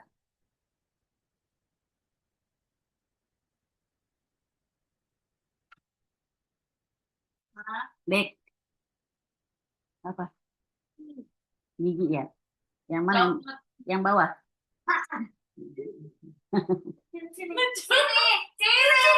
Silakan. Jangan berisik semua lagi ngaji. Coba lihat. Ya, simpen. Lihatin ayah ntar. Jadi di sini ya. Jadi yang keempat tadi akan dijaga dari segala gangguan jahat. Yang kelima gimana? Allah akan jaga agama dan imannya dia. Ya Allah akan jaga agamanya dan imannya. Allah akan jaga agamanya dan imannya dan diselamatkan dari syubhat dan syahwat. Ya Allah enak banget ya. Sedangkan kan yang banyak menipu kita adalah syahwat dan syubhat. Kita rasa kita lagi ibadah, ibadah, ibadah atau syubhat. Kita lagi ngerjain kebaikan, kebaikan tapi bid'ah. Nauzubillah kan. Nah, sedangkan ini kalau kita jagain Allah, menjaga hak Allah, maka Allah Ta'ala akan jaga agama kita, Allah Ta'ala jaga iman kita, dan kita diselamatkan dari syubhat dan syahwat. Ini sebenarnya refleksi dari sebuah hadis yang bunyinya ihfazillah yahfazkallah. Jagalah Allah akan jaga kamu. Nah, kita surat An-Nahl ayat 128. Kita lihat surat An-Nahl ayat 128. Innallaha ma'alladzina taqu walladzina hum muhsinun. Sungguhnya Allah Ta'ala bersama orang-orang yang bertakwa dan orang yang berbuat kebaikan. Pengen bersama Allah, takwa, dan jadi orang baik. Kalau bahasanya medsos sekarang, jangan bosen jadi orang baik. Atau jangan bosen berbuat baik. Atau ada lagi saya komiknya tuh, pengen jadi baik ada. Ya. Nah, jadi di sini, Alhamdulillah, kalau kita ngomong soal eh, apa namanya hak Allah dan hak hamba, maka kita udah dapat ya. Maka di sini apa sih teladan yang kita dapetin dari pesannya Nabi kepada Muaz bin Jabal? Apa yang teman-teman lihat di sini? Dari faedah dari hadis ini pertama apa? Faedah dari hadis ini adalah betapa tawaduknya Rasulullah SAW. Ya, teman-teman boleh catat ya faedah dari hadis Muaz bin Jabal tadi. Ya, tawaduknya Nabi SAW. Kedua, faedah hadisnya adalah betapa utamanya tauhid, ya kan? Benar-benar utama banget yang namanya tauhid. Keutamaan tauhid. Kenapa dia utama? Karena dia hak terbesar Allah. Monggo Mbak Yusnia. Karena dia merupakan hak terbesar Allah yang harus kita tunaikan. Ya, tauhid itu satu-satunya hak terbesar Allah yang benar-benar wajib kita tunaikan. Ini nggak tunai, berantakan semuanya. Yang penting satu ini dulu gitu loh. Ini intinya. Itu faedah dari hadis tadi. Yang ketiga apa yang kita dapat dari hadis tadi? Dianjurkan untuk memberikan kabar gembira kepada orang lain. Tuh, ya. Pertama, tawaduknya Rasulullah SAW. Kedua, keutamaan tauhid yang merupakan hak terbesar Allah yang harus kita tunaikan. Yang ketiga, dianjurkan untuk memberikan kabar gembira kepada orang lain. Jadi kalau punya berita gembira itu kabarin, gitu. Lagi apalagi berita gembira buat sebenarnya dia ada berita gembira buat dia nih, tapi besok aja ngabarinnya. Jangan ditunda-tunda kalau kabar baik gitu ya. Maka dalam sebuah hadis dari At-Tabrani dalam Mu'jamul Kabir, Nabi SAW bersabda, amalan yang paling dicintai oleh Allah Ta'ala, amalan yang paling dicintai oleh Allah Ta'ala adalah kebahagiaan yang engkau masukkan ke dalam hati seorang muslim. Berarti apa teman-teman? Bikin teman happy itu pahala. Gitu loh. Bikin teman happy itu pahala banget, Masya Allah. Ketemu nih, Masya Allah, ih wajah kamu segeram deh, beneran deh. Nah, itu ya lagi sehat ya, tidur lagi cukup ya, kayak gitu loh. Jadi seneng orang ketemu kita. Ya basa-basi dikit, ada bohong-bohong dikit ya nggak apa-apa. Yang penting teman kita seneng, yang penting nggak lebay. Jadi amalan yang paling Allah cintai adalah memasukkan kebahagiaan ke dalam hati seorang muslim. Apalagi kita nyenengin suami, apalagi nyenengin anak, nyenengin orang tua, nyenengin kerabat, ya kan? Nyenengin orang aja ke pahala kita gitu. Apa yang keempat poinnya dari hadis tadi? Boleh menyembunyikan ilmu karena mikirin maslahatnya. Arti gini, kalau ilmu ini disebarin, takutnya ntar orang ngegampangin, mendingan simpen dulu gitu. Jadi kita juga pikirin dulu nih, yang tempat kita nyebarin siap nggak nerima ilmu tersebut. Kalau belum siap, jangan dulu, daripada ntar salah paham. Gitu ya. Misalnya apa ya? Hmm, kayak ya banyak lah ya. Maksudnya kadang-kadang ya maaf maaf, saya sebagai anak pesantren juga dulu dapat dapat aneka rupa ilmu dengan aneka rupa niat itu dari pesantren. Misalnya pengen bikin orang jadi jatuh cinta sama kita, saya dikasih tuh suratnya ayatnya berapa gitu kan. Nah ini yang lain penasaran nih, surat apa sih ayat berapa? Gitu ya. Artinya Quran itu benar-benar mukjizat. Apapun yang kita minta, niat kita apapun untuk dalam baca Quran, kita insya Allah nyampe sebenarnya. Ya, jadi di sini boleh menyembunyikan ilmu karena kemaslahatan. Karena gini, hadisnya dari Abu Hurairah, beliau pernah nanya sama Rasulullah. Aku hafal dari Rasulullah SAW, kata Abu Hurairah. Aku hafal dari Rasulullah dua bejana hadis. Adapun salah satunya aku sampaikan dan yang lain aku hamburkan pasti akan dipotong-potong tenggorokan ini. Jadi di sini kata kata Abu Hurairah kalau bilang dua bejana mungkin kayak kita dua kitab gitu lah ya. Satu kitab udah disampaikan, sedangkan yang satu lagi kalau sampai aku sampaikan kayaknya bakal dipotong-potong di tenggorokanku gitu. Artinya kalau disampaikan bakal banyak mudorotnya ketimbang maslahatnya, maka simpen. Jadi bukan niat nyimpan ilmu karena pelit ya, tapi karena kalau disampaikan banyak mudorotnya. Belum tentu yang disampaikan itu paham. Jadi di sini eh, apa namanya yang namanya nyembunyiin ilmu itu kalau untuk niat kebaikan boleh. Makanya kan kadang-kadang kalau dalam bahasa Arab pepatahnya itu Winda aku senang banget sama pepatah itu. Liku lima komun makolun, waliku lima kolin makomun. Setiap Tapi tempat ada sampai sekarang nggak perkataannya, apa-apa. setiap tempat ada perkataannya dan setiap perkataan ada tempatnya. Begitu kan Bu Winda? Gitu. Yes, benar. Nah, yang kelima gimana? Pertimbangan maslahat dan mafsadat dalam menyampaikan kebaikan. Jadi kalau nyampein kebaikan, pikir-pikir dulu, pas enggak waktunya, timingnya, orang yang kita sampein kira-kira bisa nerima enggak gitu. Kadang-kadang nasihat itu bagus, tapi nyampainya salah. Orang lagi lapar, dinasehatin. Ya ngamuk. Orang lagi ngantuk, suruh dengerin nasihat. Jadi sebenarnya tiga orang yang nggak boleh dinasehati, yang jangan dinasehatin pilih apa cari waktu lain selain tiga ini lagi ngantuk lagi lapar lagi marah gitu ya lagi ngantuk lagi lapar lagi marah nggak bakalan diterima nasihatnya mau diterima nasihatnya kita cap deh tuh dasar lo semoga Allah memberikan hidayah nah kita aja yang salah masuknya gitu kan jadi di sini pertimbangan maslahat dan mafsadat dalam menyampaikan kebaikan kenapa karena nih ini prinsip dakwah ya teman-teman prinsip dakwah nih kita meminimalisir mafsadat ya kalau bahasa sekarang meminimalisir keburukan itu lebih utama daripada mendatangkan manfaatnya. Oke, kalau kita sampein mungkin ada manfaatnya, tapi bakal lebih banyak buruknya nih. Maksudnya entah ribut lah, entah apapun. Itu yang sebenarnya harus kita dahulukan. Apa yang kita dahulukan adalah jangan sampai menimbulkan mafsadat duluan. Ketimbang, emang nih manfaat yang harus disampaikan, tapi kalau sampai gue sampein malah jadi mafsadat, mendingan gak usah disampaikan dulu. Maka kata Nabi SAW,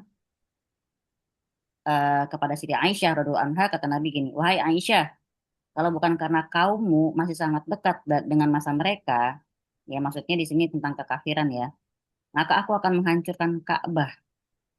Lalu aku bangun dan jadikannya dua pintu, satu pintu masuk buat orang-orang dan satu pintu lagi untuk keluar.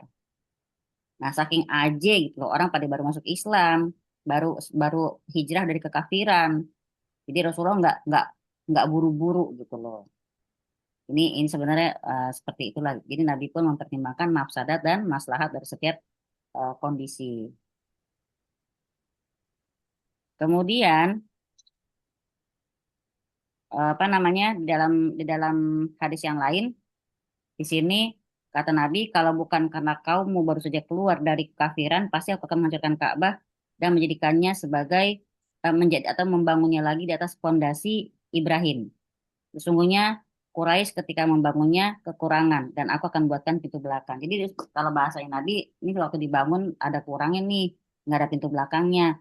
Kalau aja bukan karena kondisi masyarakat yang lagi baru pada masuk Islam, ih pengennya dihancurin nih gitu. Nabi pengen banget menghancurkan dan bangun lagi dengan dibikinkan dua pintu. Ternyata kan sampai sekarang kita cuma satu pintu ya, Ka'bah ya, Insya Allah ya. Nah itu ya sedikit ya dari apa namanya hak Allah dan hak hambanya. Jadi di sini kalau hamba sudah bertauhid dengan benar, mereka berhak untuk tidak diazab sama Allah Ta'ala. Tapi yang namanya hak kita bukan kayak hak yang terus ntar kita bisa tuntut ya. Bukan seperti hak kita kepada sesama makhluk, bukan. Ya, tapi kita berhak mendapatkan karunia yang Allah wajibkan atas diri Allah sendiri. Insya Allah ya sudah kita sampaikan. Maka di sini apa faedahnya lagi di sini? Faedah dari hadis tadi. Eh apa namanya? Kalau adab yang sangat Adab yang sangat agung itu adalah kalau kita nggak tahu jawabannya dari suatu pertanyaan, apalagi masalah agama, kita wajib menjawab Allahu a'lam atau Allah wa rasuluhu a'lam atau aku nggak tahu. Boleh, ketimbang kita sok tahu. Jadi umpama teman-teman nanya saya ya yang di luar koridor tauhid dan saya bilang wah saya kurang tahu. Jadi itu justru saya ngaku kalau namanya kita tuh nggak semua ilmu kita kuasain gitu ya. Jadi kita ngaku aja kalau kita nggak tahu nggak usah kita jawab-jawab asal karena itu tadi ya kalau kata Imam Malik sekelas Imam Malik aja rohimahullah beliau berkata gini, aku telah memikirkan satu pertanyaan semenjak belasan tahun dan sampai saat ini aku belum menemukan pendapat yang pas. Artinya kita nyari jawaban aja bisa tahunan. Teman-teman, sahabat-sahabat Nabi belajar satu hadis aja butuh berbulan-bulan. Emang kita sekarang enak ke Gramedia beli satu buku udah dapat 5.000 hadis kan gitu ya. Itu yang tertulis, yang ternempel di kepala berapa belum tentu kan. Makanya kalau para sahabat Nabi kan berbulan-bulan satu nempel. Makanya banyak banget di antara mereka yang bisa meriwayatkan hadis. Nah, contoh nih ya teman-teman, sekelas Imam Malik tadi juga ada dalam riwayat yang lain dari Al-Haytham bin Jamil dia bilang gini, aku melihat Imam Malik, perhatikan ya, Imam Malik ditanya 48 pertanyaan. Coba, ini kita ada matematikanya nih. Imam Malik rahimahullah ditanya dengan 48 pertanyaan. 32 diantaranya beliau jawab dengan perkataan aku tidak tahu. Artinya, pertanyaan yang bisa beliau jawab adalah berapa pertanyaan yang bisa dijawab oleh Imam Malik? Ayo, Gimana? Dari 48. Imam Malik ditanya dengan 48 pertanyaan. 40 Ya, pertanyaan. 32 diantaranya beliau jawab dengan perkataan Allahu a'lam, aku nggak tahu. Berarti berapa jumlah pertanyaan yang bisa dijawab oleh Imam Malik? 16. 48. Imam Malik loh, mau dicela 16. ya kan? Mau dicela gitu. Ih, pertanyaan cuma bisa jawab 16. Jadi kalau ada orang jawab nggak tahu, jangan nggak usah kita cela. Berarti bagus mereka tuh mengakui keterbatasan dirinya. Bahkan Imam Malik aja ditanya 48, cuma 16 yang bisa beliau jawab. Dikasih 22 pertanyaan, beliau cuma jawab 2. Pernah juga dikasih pertanyaan 20, dia cuma jawab 1, ya kan? Dan dikasih 100 pertanyaan, beliau jawab berapa? 5 atau 10 yang bisa dia jawab. Sisanya beliau bilang, la adri, aku nggak tahu. Jadi gitu ya, kalau nggak tahu, jawab aja nggak tahu. Nah, di sini Imam Malik pernah ditanya satu pertanyaan. Lalu beliau berkata, aku tidak tahu. Dan sang penanya adalah orang yang memiliki kedudukan. Yang nanya nih heran. Kata yang nanya gini, ini kan pertanyaan sepele, ini pertanyaan gampang loh, kok nggak tahu sih gitu loh. Seakan-akan kalau kita pakai bahasa sekarang. Imam Malik pun marah. Dan dia berkata, tidak ada yang ringan dalam urusan ilmu. Kata Imam Malik. Nggak ada yang receh kalau soal ilmu. Engkau nggak tahu Allah Ta'ala berfirman di surat sungguhnya kami akan menurunkan kepadamu perkataan yang berat. Tartibul Madarik.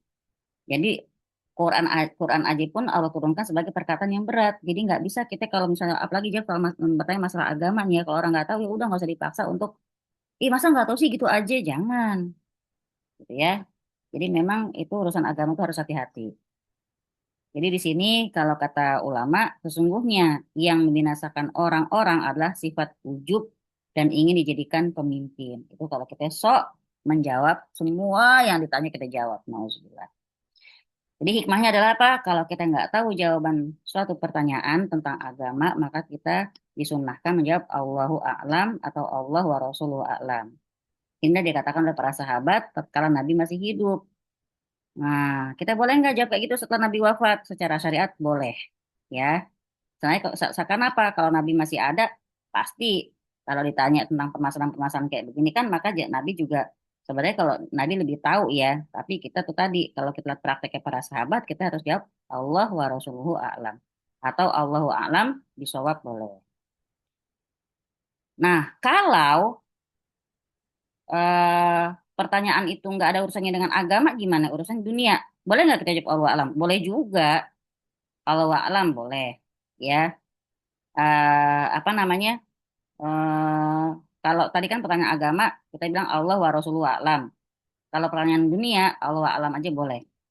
Kenapa? Karena Nabi pernah bersabda, antum a'lamu bi amri dunyakum. Kalian lebih tahu urusan dunia kalian. Jadi Nabi bahasanya, ya udah terserah, cari gimana baiknya gitu. Ya, itu ya. Jadi di sini beberapa beberapa apa namanya faidah-faidah dari hadis di sini, betapa tawaduknya Nabi, Nabi Nabi ngegonceng Muaz, tapi di sini Nabi bisa sama siapapun Nabi bergaul. Sama sebaya, sama yang lebih tua, sama yang lebih kecil dari beliau, Nabi sama siapapun bergaul. Sekarang kita ke kandungan bab ini. Ke kandungan bab ini. Satu, hikmah diciptakannya jin dan manusia oleh Allah Ta'ala. Apa tuh hikmahnya? Oh, ini Al-Hadis Tasi Asyar, ntar. Kalau masih ada waktu. Ini soalnya cakep banget ini. Ini kalau boleh sih teman-teman di print Oke, dulu. kita skip dulu aja kalau gitu ya. Ini. Ya, ini kalau boleh di print dulu. Nanti Senin depan kita nukil. Jadi teman-teman pakai pensil atau pulpen warna merah di bawahnya per kata. Enak deh. Kayak begitu ya. Iya, Jadi betul. biar puas teman-teman Betul, belajar. betul. Kenapa? Kata Ali bin Abi Thalib, ikatlah ilmu dengan tulisan. Jadi biar dapat satu bab, ada satu hadis yang teman-teman bisa jadiin oleh-oleh. Oke? Setuju? Setuju. Nomor satu, hikmah diciptakannya jin dan manusia oleh Allah Ta'ala. Apa Bu hikmahnya Bu? Ibu, Ibu Amimah, apa hikmahnya diciptakan jin manusia? Ya, hikmah diciptakannya jin dan manusia oleh Allah. eh, Satu, untuk beribadah kepada Allah. Cukup, itu aja. Jadi, apa hikmahnya? Untuk ibadah. Nah, kalau ngomong ibadah, banyak cakupannya gitu ya. Yang kedua, Mbak Ninis baca. Maaf Ustazah, Iya, belum. saya kehilangan halaman. Kan malu kan gue kan. Ini namanya menepuk air di dulang. Nomor dua, coba baca Mbak Nurul, kandungan bab ini. Ibadah adalah hakikat tauhid karena pertentangan yang terjadi antara Rasulullah dengan kaum musyrikin. Musyrikin adalah dalam masalah tauhid ini. Ya, berarti ibadah itu intinya tauhid ya Mbak Nurul ya. Ya, Maksudnya gimana sih? Coba kalau pakai pakai bahasa yang Mbak Nurul gimana? Ibadah adalah hakikat tauhid. Gimana tuh? ibadah adalah hakikat tauhid. Eh, gimana ya? Pokoknya segala sesuatu kalau udah namanya ibadah emang cuman buat Allah gitu. Oke? Nah, kan karena pertentangan Nabi sama kaum musyrikin. Berarti kalau kaum musyrikin siapa musyrikin? Orang yang melakukan kesyirikan. Iya, Apa syirikan yang mereka lakukan? Mereka mengibadahi Allah selain Allah. dan sembahan-sembahan yang lain gitu Iya. ya. Jadi kalau udah ngomong ibadah itu adalah itu segala sesuatu yang berada dalam koridor ibadah itu cuma untuk Allah Taala. Karena Allah dan untuk Allah Taala. Gitu ya Mbak Nurul ya. Iya, Umi. Jazakillah khair. Nomor tiga Mbak Rini. Mbak Rini ayo der. 5, 4, 3, 2, 1. Enggak. Mbak Ani. Ini Ani Handayani ya. Temennya Mbak Nurul ya. Kalau dia nggak nongol, Mbak Nurul baca lagi. Bukunya belum dapat kayaknya dia, Eh, belum dititipin ya? Oh, itu pakai kirim ya? Anda pikir Iya, lewat. Oh iya, maaf ya Mbak Handayani, maaf ya sayangku. Tapi kelewat nih. Afwan banget. Nomor tiga Mbak Abdiah. Barang siapa yang belum melaksanakan tauhid ini, maka ia belum beribadah atau menghamba kepada Allah. Disinilah letak pengertian firman Allah Subhanahu wa taala, wala antum abiduna ma a'bud. Dan kamu bukan penyembah Tuhan yang aku sembah. Al-Kafirun ayat 3. Nah, maka disunahkan teman-teman sebelum tidur, tiap malam itu terserah mau ambil waktunya habis Isya atau malaman, yang penting baca Al-Kafirun 7 kali. Ya, ya kalau kata sebab bahkan belum tidur sih sebenarnya. Kenapa? Kalau kita tidur nggak bangun lagi, kita udah berikrar gitu ya. di surat Al-Kafirun ini. Nah, yang keempat, Ibu Winda. 5, 4, 3, 2, 1. Nyetrika nih dia nih. Nomor 4, hikmah diutusnya para rasul. Apa? Untuk menyerukan tauhid dan melarang kesyirikan. Yang kelima, balik lagi ke Ibu Mima. Pengutusan Rasul telah mencakup seluruh umat. Ya, jelas ya. Kalau udah makan dibilang Nabi dan Rasul. Karena Rasul, dia mencakup seluruh umat, apalagi Rasulullah SAW. Kan yang namanya Rasulullah itu penutup semua Nabi kan. Lalu Al-Quran itu penyempurna. Jadi sebenarnya udah mencakup seluruh umat dari sekarang sampai umat terdahulu. Lalu yang keenam, bahwa ajaran atau tuntunan para nabi adalah satu, yaitu tauhid. Jadi teman-teman paham ya, ingatin baik-baik, eh, ajaran atau tuntunan para nabi sejak dulu sampai sekarang adalah tauhid. Benar-benar cuman pemurnian ibadah kepada Allah. Oh ya maaf ya Win.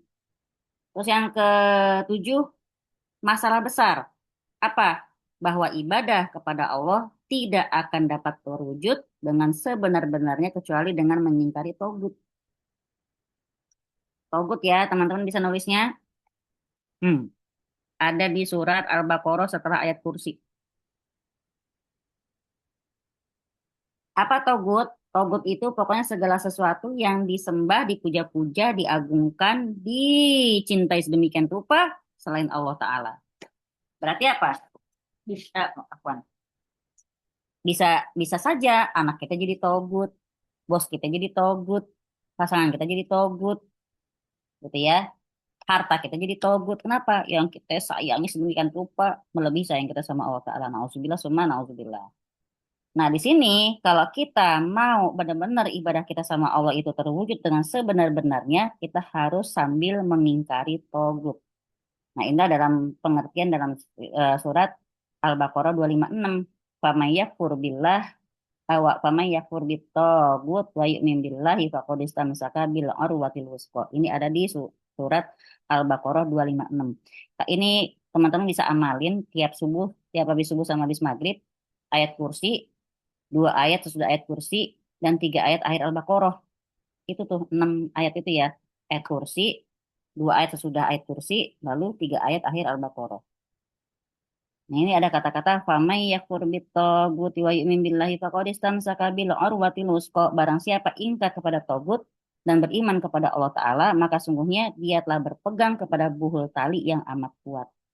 Jadi kalau makanya kita lihat contohnya di surat Al-Kafirun tadi. Jadi Al-Kafirun tadi kan qul ya Al-Kafirun la a'budu ma ta'budun gitu kan. Kita tuh menegaskan bahwa kita nggak menyembah apa yang mereka sembah. Kita balikin lagi, dan lo juga nggak nyembah apa yang aku sembah. Jadi kita di sini kita ngasih batasan, gitu ya. Kemudian di nomor 8, pengertian togut bersifat umum. Apa tuh? Yaitu tadi, pokoknya segala sesuatu yang diagungkan selain Allah Ta'ala. Bisa jadi HP kita, bisa jadi togut. Kalau udah kita dulukan selain Allah Ta'ala. Nah, yang nomor 9 dari kandungan bab ini adalah ketiga ayat muhkamat yang tersebut dalam surat Al-An'am menurut kaum salaf adalah dia punya kedudukan yang penting. Karena di dalamnya terkandung 10 masalah. Yang pertama adalah larangan terhadap perbuatan syirik. Kalau di share screen tadi yang saya udah kasih ya, di slide yang pertama. Tentang 10 hal yang apa namanya Allah Ta'ala berfirman gitu ya, apa yang kuharamkan bagimu, surat Al-An'am tadi ya, Al-An'am 151 sampai 153. Lalu poin nomor 10, ayat-ayat muhkamat yang tersebut dalam surat Al-Isra mengandung 18 masalah makhluk. Dimulai dengan firman Allah Ta'ala, la taja'al ma'allahi ilahan akhar, ya, fanaq'uda mazmuman mahzula. Janganlah kamu adakan Tuhan yang lain di samping Allah, agar kamu tidak menjadi tercela dan tidak ditinggalkan Allah. Artinya gini, kalau kita pengen Allah tetap sama kita, jangan pernah menuhankan apapun selain Allah Ta'ala. Ini dalam ya, seberapa perkataan ini ya. Dalam banget. Jangan pernah menuhankan siapapun. Jangan pernah takut sama apapun, siapapun. Jangan pernah takut sendirian. Jangan pernah khawatir sama hari esok. Kenapa itu? Karena kita punya Allah gitu. Yang bikin kita merasa ditinggalin sama Allah, sebenarnya kita sendiri juga yang udah duluan ninggalin Allah Ta'ala. Mungkin kita meragukan Allah. Mungkin kita udah terbiasa cuek sama perintah Allah Ta'ala. Kayak gitu. Alhamdulillah ya, semoga teman-teman dan saya khususnya kita bisa tetap istiqomah dalam ketaatan. Amin ya rabbal alamin. Nah, diakhiri dengan firman-Nya yaitu surat Al-Isra Al-Isra 39-nya. Wala taj'al ma'allahi ilahan akhar fatulqa fi jahannam maluman madhura. Dan janganlah kamu mengadakan Tuhan yang lain di samping Allah yang membuat kamu dilemparkan ke dalam neraka dalam keadaan tercela lagi dijauhkan dari rahmat Allah Ta'ala. Serta Allah Ta'ala mengingatkan kepada kita akan pentingnya masalah-masalahnya dengan firman-Nya, dzalika mimma auha ilaika rabbuka minal hikmah. Itulah sebagian hikmah yang diwahyukan Tuhanmu kepadamu. Nah, nomor 11 baca lagi Mbak Abdi ya. Ayat dalam surat An-Nisa disebutkan di dalamnya 10 hak. Yang pertama yaitu sebagaimana firman Allah Subhanahu wa taala, wa'budullaha wa la tusyriku bihi syai'a. Sembahlah Allah dan janganlah kamu mempersekutukannya, dan janganlah kamu mempersekutukannya dengan sesuatu pun. An-Nisa ayat 36. Anissa ya. Anissa ayat 36. Ini boleh loh saya minta PR. Coba cari 10 hak yang Allah sebutkan di surat An-Nisa. Dari ayat berapa, Pokoknya di sini bilang di sini kan di surat ini ayat 36. Nah, teman-teman boleh cari mungkin sebelumnya, dari ayat sebelumnya atau mungkin sesudahnya pada cari aja dari surat An-Nisa tadi ya. PR nih ya, PR poin nomor 11 sebutkan 10 hak yang tersebut dalam surat An-Nisa yang dimana ayat 36 ini Allah sudah ini 10 yang pertama itu sembahlah Allah. Oh, ini yang pertama 36 ini berarti teman-teman cari 37, 38, 39, 40 coba. Wa'budullaha wa la tusyriku bihi syai'an. An-Nisa 36 ini perintah pertamanya. 10 hak yang pertama adalah An-Nisa 36. Kapan dikumpulin? Entar pas Senin kita ketemu lagi, oke? Seminggu waktunya kok. Yang ke-12, perlu diingat wasiat Rasulullah SAW di saat akhir hayat beliau. Apa akhir hayat beliau? Wasiatnya tetap ya sembahlah Allah, jangan menyekutukannya dengan apapun. 13, mengetahui hak Allah yang wajib kita laksanakan. Apa hak Allah yang wajib kita laksanakan? Coba ada yang bisa jawab? Gak usah lihat bukunya. Yang tadi teman-teman catat. Coba Mbak Ninis, apa hak Allah yang wajib kita laksanakan?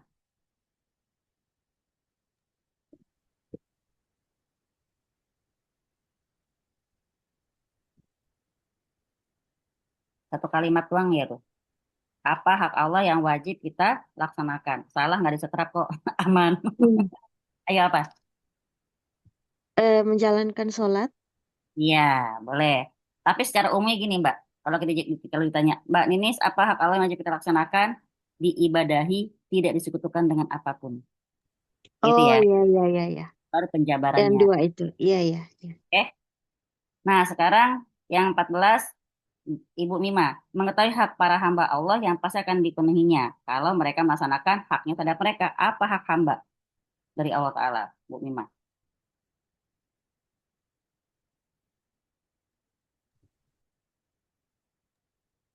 Allah tidak akan menyiksa hambanya sepanjang tidak melakukan kesyirikan kepada Allah.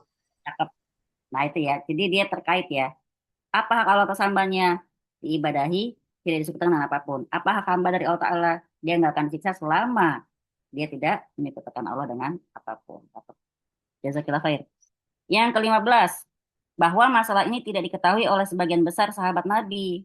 Apa tuh? Tadi ya, makanya Muaz nanya, ya Rasulullah ini boleh nggak aku sampaikan kepada orang lain? Jangan dulu, kata Rasulullah SAW, kan?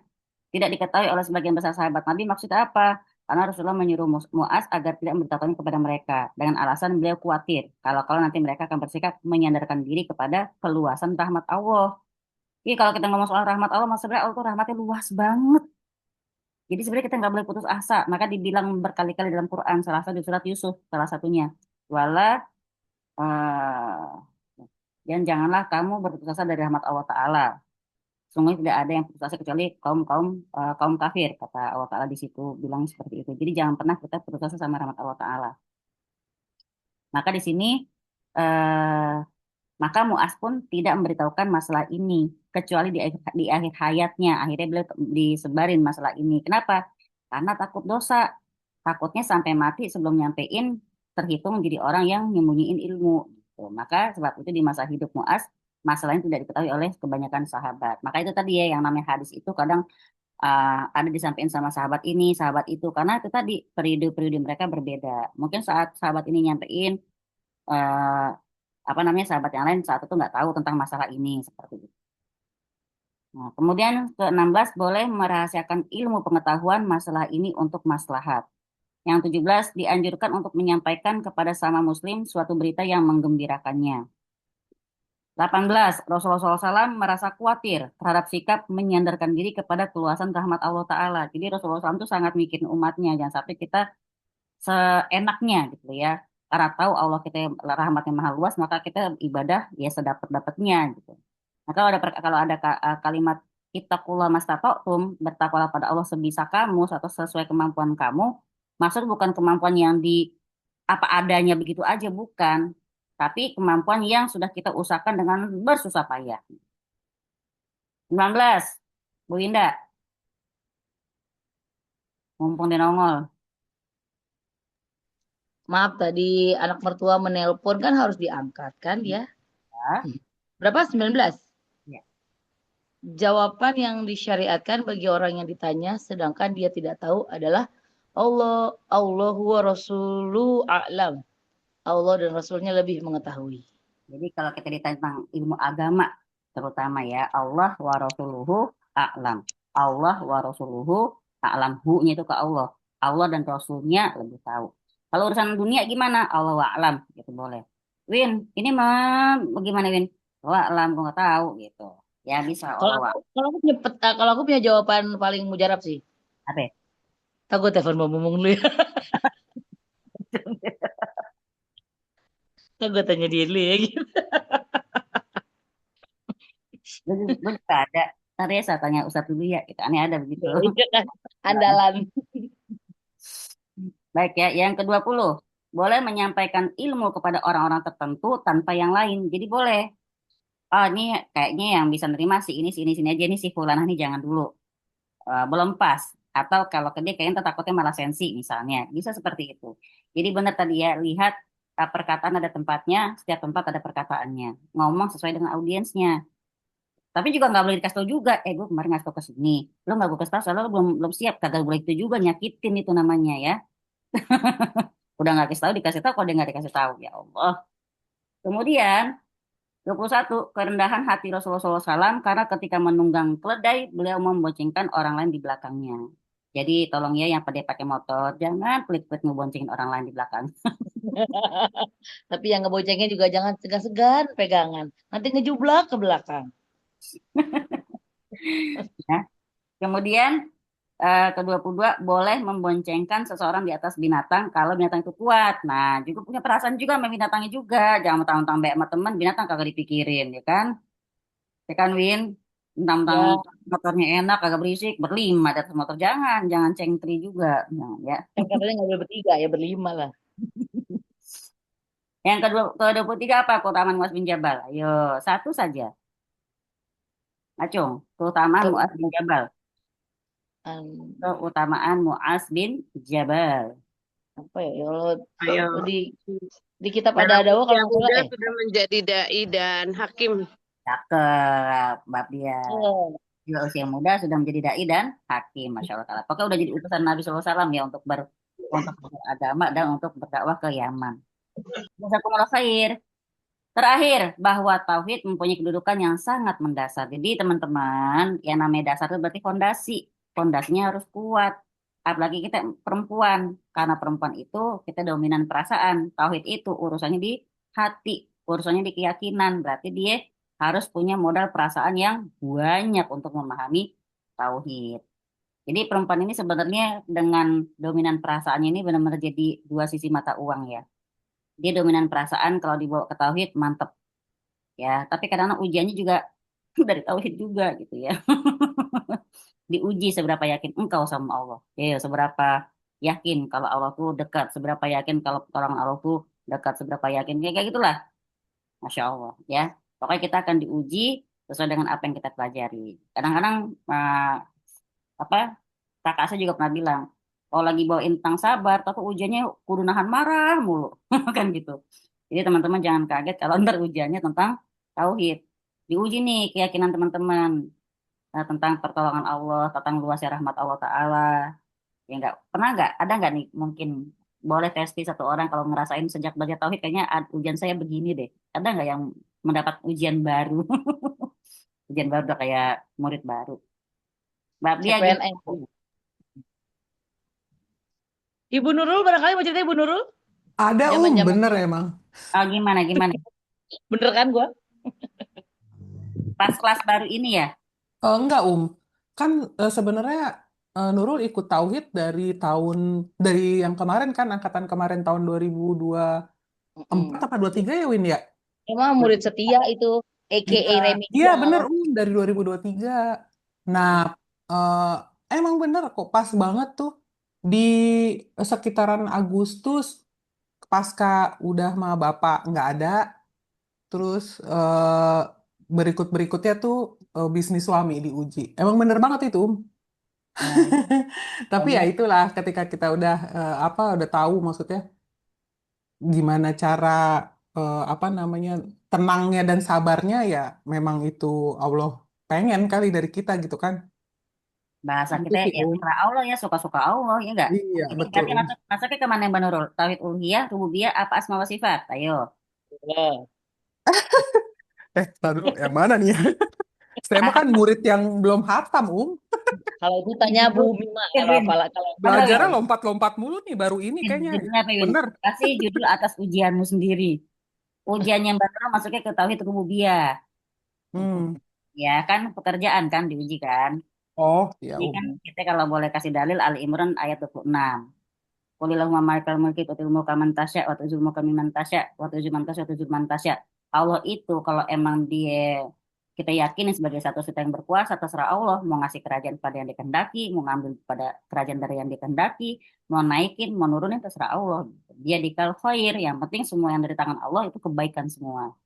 Berarti walaupun iya. paling Dan kita kata-kata Umi yang saya inget banget nih, ketika saya bisa, maksudnya rilis ya, nerima semuanya tuh pas Umi ngomong, kita itu nggak boleh mempertanyakan kapan ujian ini berakhir. Nah, itu tuh, saya inget banget. Jadi ya udah dari situ tuh nge-trigger, udahlah, ikutin aja gitu. Ya alhamdulillah makin baik gitu. Ketika kita makin ridho ikhlas, ya Allah bukain jalannya lagi gitu. banget benar. Dan untuk sampai kita pada fase mengatakan ya Allah aku ridho itu kita jungkir balik dulu, benar nggak Win? Ya, jungkir balik dulu, babak belur dulu, berdarah-darah dulu, baru kita bilang ya Allah aku ridho deh, ya udah serah engkau deh ya Allah dah gitu. Nah biasanya kalau udah sampai di situ, masya Allah ada aja kebuka jalan keluar. Insya Allah semoga teman-teman semua dapat manisnya tauhid. Amin ya robbal alamin. Ada yang mau nanya? Monggo. Ini udah selesai. Mau nanya Ustazah, Silakan. ini Ustazah, tadi kan di apa sih di dalam bentuk dari menjaga hak Allah itu kan ada menjaga kepala dan perut gitu ya. Di situ ada menjaga mata, pendengaran dan lisan. Tapi tidak ada menjaga pikiran gitu. Kadang kan kita suka overthinking tuh. Pikiran kita kemana-mana gitu. Jadi hal-hal yang belum terjadi tuh kita pikirin banget gitu Ustazah. Asal muasalnya mikir dari apa dulu saya tanya. Asal muasalnya bisa mikir, kebayang di pikiran, apa dulu prosesnya? Kan ngeliat dulu. Iya Ngeliat. sih. Begitu saya ngeliat, begitu ngeliat nih hati saya langsung terbetik di hati. Buset orang hitam banget kan gitu. Kan dari ngeliat dulu. Kadang pikiran-pikiran yang apa sih yang udah lewat apa gitu kayak ada hal-hal yang udah terjadi. Besok kayaknya apa nih? Jadinya begini gitu. Kayak gitu tuh Bayang Ustaz lagi. ya. Ya. Pertanyaannya Mbak Abdia apa? Iya, maksudnya gini, ya apa ya tadi? Nggak ada gitu menjaga pikiran. Kadang-kadang kita tuh menjaga yang paling susah bagi saya itu adalah menjaga pikiran. Jangan sampai pikiran itu apa sih mendahului takdir gitu loh. Apa yang belum terjadi kadang kita tuh berpikirnya ini besok itu yang terjadi seperti ini gitu. Jadi ketakutan-ketakutan sih sebetulnya gitu. Yang ada dalam pikiran. Ustazah. Bagus, pertanyaan cakep ya. Pertanyaan Mbak Abdia itu nanti ada di kitab Adawa-Dawa. Tunggu aja tadi halaman berapa. Ya wis. Tapi sekarang saya jawab begini. Asal mulanya pikiran itu semua posnya, pintu pembukanya atau pintu masuknya itu dari mata. Mata dan telinga. Ya, mata dan telinga. Makanya kalau Mbak Abdiah pernah dengar doa Allahumma afini fi badani, Allahumma afini fi sam'i, Allahumma afini fi basori. Sebenarnya apa yang kita minta, Mbak? Tiga. Basori, ya kan? Basori itu bukan mata yang kasat mata ini, Mbak. Bukan. Basor itu basiroh, mata batin, mata hati. Jadi apa yang kita lihat, atau Allah kita minta Allah sehatin basiroh kita, biar apa? Ngelihat apapun nggak bikin busuk di pikiran dan di hati kita. Ya nggak ngejadiin kita nggak bikin setan itu bisa masuk karena insya Allah basiroh kita sehat, dari mata kita sehat, dari basiroh kita sehat, telinga kita sehat. Apa ya? Telinga yang sehat adalah yang bisa memilah apa yang kita mau dengar yang kita masukin, dan apa yang kita nggak mau, apa yang selanjutnya kita dengar kita jangan masukin. Insya Allah seperti itu. Dan tadi ada pun perasaan-perasaan yang Mbak Abdia tanyain, doanya ada kan, Allahumma inna a'udzubika minal hammi wal huzn. Jadi jangan sampai kita kegoda atau keganggu sama perasaan-perasaan ketakutan, kekhawatiran yang belum terjadi ataupun yang sudah terjadi gitu. Itu makanya kalau kita boleh bilang, makanya kata Rasulullah SAW, alangkah indah perkara muslim. Kata Rasulullah itu indah banget perkara seorang muslim. Kenapa? Kalau dia lagi luang, dia bisa ambil pahala dari syukur. Kalau dia lagi sempit, dia bisa ambil pahala dari sabar. Terus setiap hari-harinya kita selalu punya doanya. Coba di setiap kondisi itu doanya ada loh. Coba saya tanya, ada nggak suatu keadaan yang nggak ada doanya? Mau beol aja kita ada doanya, ya kan? Mau berjima sama suami ada doanya. Apalagi bersin ada doanya. Pokoknya sampai hal-hal seremeh itu kita dikasih doa. Artinya apapun sampai yang kita khawatirkan, yang bikin kita gelisah, yang mungkin akan mengganggu aktivitas kita gara-gara pikiran kita ke sono sini, itu juga ada doanya. Nah, yang di Quran disebutkan apa namanya? Ala bizikrillahi tatma'innul qulub. Cuma dengan ingat Allah lah hati kamu jadi tenang, tuh Allah yang ngomong. Jadi kalau kita mungkin terganggu dengan ketidaktenangan kita, eh, kitanya sendiri nih, kita nggak perlu menjudge orang ya. Dan saya juga kadang-kadang ada orang bilang bukan berarti dikurang iman. Emang bukan kurang iman, bukan. Imannya lagi turun. Dan bukan dia doang, kita semua, sunnahnya kita, fitrahnya kita adalah memang al imanu yazid wa yanqus. Iman kita itu kadang kadang dia bertambah, kadang dia berkurang. Kita semua loh. Jadi bukan cuma satu orang, dua orang saja. Dia imannya lagi turun. Ya bukan dia doang, lu juga gitu. Kita juga gitu kan. Coba deh, ya kadang kita semangat beribadah, kadang kita susah banget buat, ya Allah pengen tahajud nggak bangun-bangun, kadang sedih gitu kan. Apa ini? Salah apa kita? Pasti ada dosa kita yang bikin kita tuh susah untuk ibadah sunnah seperti itu. Jadi Mbak Abdia pertanyaan cakep banget. Gimana cara biar kita nggak terganggu dengan pikiran-pikiran itu ya? Ada zikir hariannya. Makanya kan kenapa kita dikasih zikir pagi petang? Jadi kita dijaga sama Allah Ta'ala dari gangguan setan, dan gangguan setan itu macam-macam, terutama min syarril waswasil Onas. Dia kejahatan cuma bisik-bisik doang kok Mbak Dia nggak ngapa-ngapain, kagak mentung-mentung kita, kagak mukulin. Bisik-bisik mah bisikannya bikin kita pentung-pentung sama malaikat. Gitu. Oke? Ada Oke. yang mau nanya? Jazakillah khair. Oh, iya. Ada yang mau nanya? Rifka, kenapa kamu kalem sekali Rifka Hanum? Lagi ketemu ngomongnya banyak ya Mbak Rifka ya. Ya gitu lah. Nanya deh Ayo nanya. Tadi kan ada 2 poin, ikhlas karena Allah sama memberantas kebodohan diri sendiri. Itu poin apa ya Poinnya nuntut ilmu. Jadi sebelum kita belajar apapun, terutama ilmu agama, nih benar-benar dibersihin hatinya, dibenerin niatnya. Niatnya Rifka belajar untuk apa? Satu, ikhlas karena Allah. Kedua, untuk memberantas kebodohan diri sendiri. Udah itu. Bahkan untuk anak-anak kita yang kuliah, jangan sampai kita bilang, nah, ntar kalau kuliah di jurusan ini, kenapa? Kalau jurusan ini ntar banyak peminatnya, ntar nih kalau nyari kerjaan lebih gampang. Dan kerjaannya juga yang gaji gede-gede loh, kalau kayak begitu nggak boleh. Oke. Jadi jurusan apapun yang diambil oleh anak kita ketika di kuliah, kita bilang yang penting ilmunya bisa bermanfaat buat kamu dan buat orang banyak. Tuh. Yang Mbak Rifka ya. Mbak Rifka kerja nih. Alhamdulillah udah kerja di mana di sini. Alhamdulillah semoga kehadiran Mbak Rifka di tempat kerjaan itu bisa membuat Mbak Rifka tetap menjaga ketaatan pada Allah dan bisa buat kebaikan buat sesama di tempat kerja kayak gitu. Pokoknya semua niatin benar-benar untuk Allah Ta'ala terus dimanapun kita. Makanya itu tadi ya, terutama itu tadi ibu-ibu tuh suka terkecoh untuk urusan anak-anak, terutama masalah di kuliah. Ada emang omongan tuh nggak salah, ya kan? Cara zaman sekarang langsung nyari kerja ya, ambil jurusan ekonomi, nak. Kalau ekonomi itu kemana aja bisa dapat, lamar kemana bisa dapat, kan jadi itu bisa dapat gaji gede. Bener nggak? Bener. Tapi udah salah niat. Berarti nauzubillah niatnya belajar adalah untuk urusan dunia. Di hadis arba'in nomor 1 nanti itu dibahas. Baik, jazakumullah khair. Rifka, insya Allah paham ya. Yang Iya, tujuh itu kan niat untuk nuntut ilmu. iya. Oke, makasih. Baik. Satu lagi pertanyaan nih, masih 7 menit lagi. Ada mana lagi, Mbak Rini? Kenapa kau diam saja, Mbak Rini? Apa masih safar? Izin pamit, jazakillah khair, Mbak Diana. Selamat malam. Ini tinggal 7 menit lagi doang sih. Kalau udah nggak ada yang nanya, saya serahkan kepada Mbak Winda kalau begitu. Mungkin kasih Baiklah, kesimpulan dulu, baru Winda tutup. kesimpulan. Iya, Kesimpulan. bapak ini. Kesimpulannya itu bahwa tauhid itu adalah fundamental. Cie. Ya kan? Jadi apapun yang kita lakukan itu kalau sependek pengetahuan aku tentang belajar tauhid itu ketika kita memahami apa artinya tauhid yang sebenarnya, kita mau ngaji di mana aja, dengan gaya apa aja, dengan kiai mana aja, ajaran apa aja, kalau dia bilang itu sekte apa tuh kita udah tahu bahwa ya tauhid itu begini, bukan begitu. Gitu. Jadi siapapun teman kita akan tahu bahwa ya kita memegang teguh tauhid kita. Begitu, ibu-ibu. Oke, sudahkah? Ya. Sip. Sebelum saya tutup, mau reminder kalau minggu depan kita libur, jadi akadnya kelas tauhid dan ada dakwah juga kebetulan sama kan ya. Itu 1 bulan memang 3 kali pertemuan, jadi di minggu keempatnya memang libur. Nah kebetulan pas besok minggu depan tuh tahun baru. Jadi kita bukan libur karena libur tahun baru ya kakak-kakak.